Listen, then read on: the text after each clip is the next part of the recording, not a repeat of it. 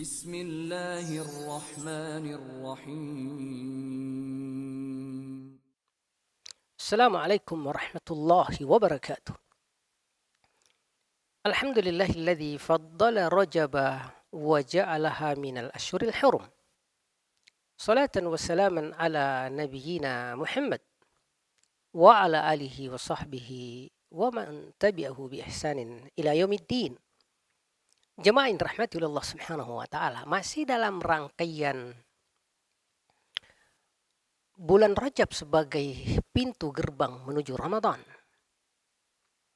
Ada sejumlah pertanyaan. Di antaranya adalah kenapa bulan Rajab dikatakan bulan haram? Yang mana dalam istilah Islam disebut asy-syahrul haram. Bahkan Quran sendiri menyatakannya asy-syahrul haramu bisyahril harami wal hurumatu qisas. Bahwa bulan haram dengan bulan haram wal hurumatu dan kemuliaan-kemuliaan itu adalah qisas, memiliki nilai-nilai yang qisas. Ya. Nah, ulama kita melihat bahwa namanya bulan haram atau asy-syahrul haram dalam bahasa Arab itu konotasinya adalah terhormat.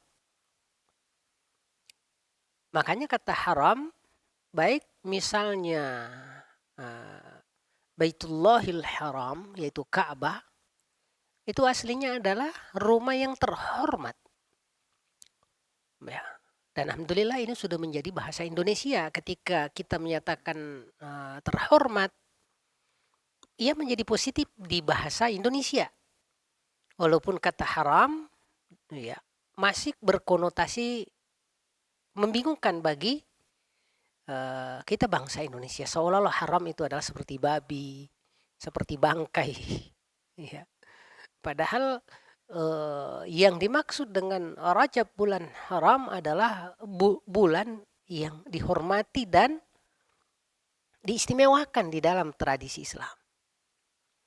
Nah, makanya ya layaknya bulan-bulan mulia yang lain, Ramadan, ya, bulan Zulqa'dah, bulan Zulhijjah, demikian pula bulan Muharram, dan sekarang ini Rajab, ia adalah bulan-bulan istimewa dibanding bulan-bulan lain yang tidak termasuk kategori ini.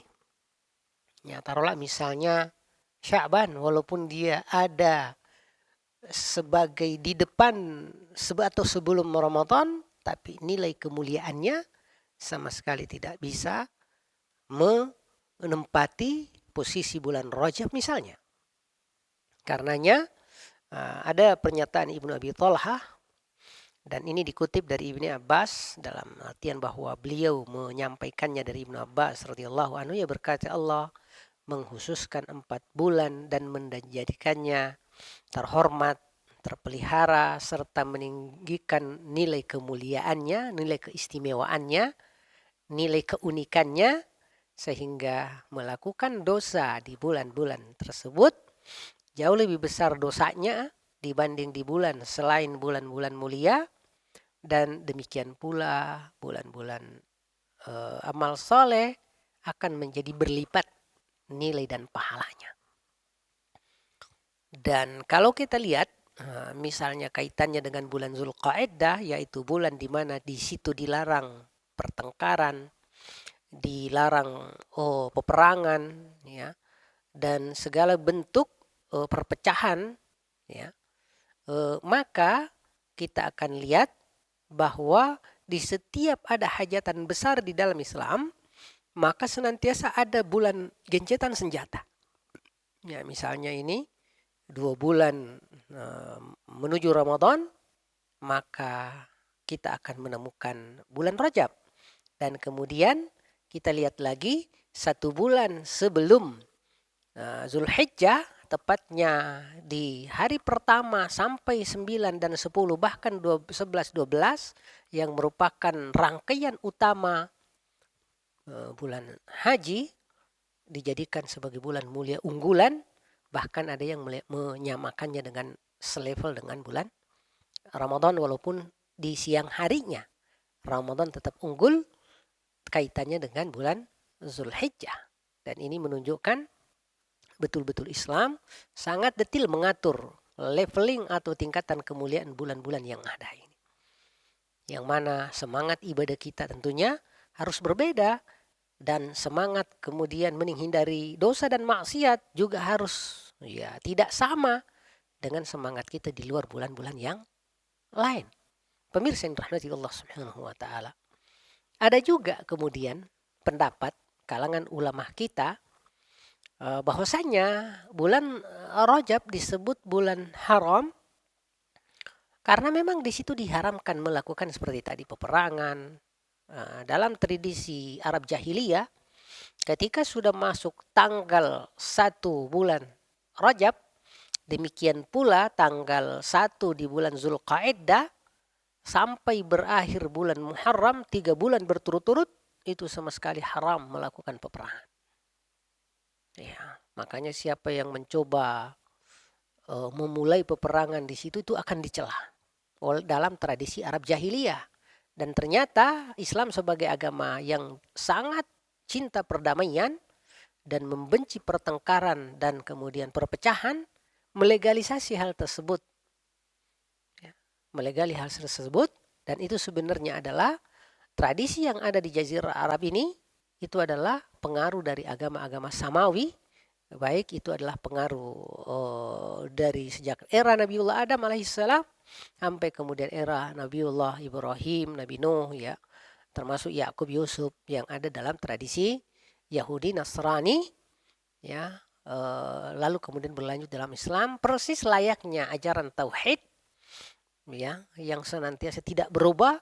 Demikian pula kemudian tradisi-tradisi dalam hal fikih dan muamalah itu terjaga, kecuali mungkin ada perbedaan-perbedaan yang tidak signifikan, misalnya puasa, yang mana puasa kaum muslimin unik karena ia memiliki yang kita sebut sahur yang tidak dimiliki oleh umat-umat terdahulu dari kalangan Yahudi dan Nasrani. Demikian pula sholat, bahwasanya ajaran Islam ini dari sisi akidah, syariah, dan akhlak itu adalah model terkini, model terupdate. Itulah kenapa kemudian Islam dianggap sebagai reformasi langit dengan keistimewaannya dari segala aspek, karena ia melingkupi seluruh zaman, seluruh waktu, di saat kemudian agama sebelumnya hanya sebatas pada lokal dan lingkup tertentu, hanya untuk Bani Israel, baik Yahudi maupun Nasrani. Demikian adanya, berbeda dengan Islam yang kemudian cakupannya seluruh dunia. Ma yasma'u bi Yahudin wala Nasraniyun, tidaklah, kata Rasulullah, ada seorang Yahudi dan Nasrani mendengar keberadaanku sebagai seorang nabi lalu kemudian tidak beriman kepadaku, kecuali dia akan kemudian mendapatkan masalah baik di dunia apalagi kelak di akhirat. Pemirsa yang rahmati Allah Subhanahu wa taala. Nah, lalu pertanyaan kedua, kenapa disebut juga Rajab? Ya.